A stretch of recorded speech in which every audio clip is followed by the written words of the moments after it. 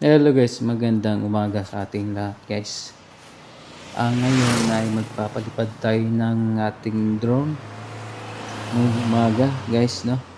So ayan, kung nakikita nyo yung ating view dito sa Baguio. So ayan nagpalipad tayo guys sa alas 6 ng umaga. Kasi ngayon sa umaga lang ang mainit. Magpakita si Haring Araw, no? Pagdating ng alas 10, alas 9 is 9 mapag na dito guys. Tsaka hindi mo nakita yung view. Maulan na rin, mahamog, ganun.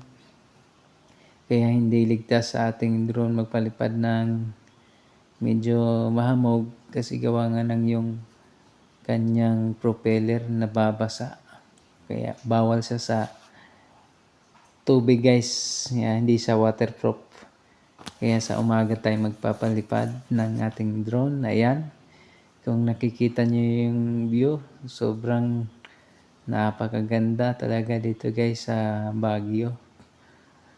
Yan. Kung may bala kayong umakyat dito, ay siguraduhin nyo na magdala kayo ng jacket kasi medyo malamig talaga dito guys. Ayan yung ating view sa baba, no? At dyan nga ay hindi ko masyadong pinalayo yung aking drone. Nasa taas ko lang siya.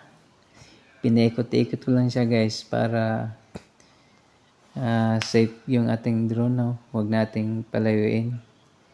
Kasi baka mamaya biglang humangin, hindi natin makontrol ng maayos yung ating drone.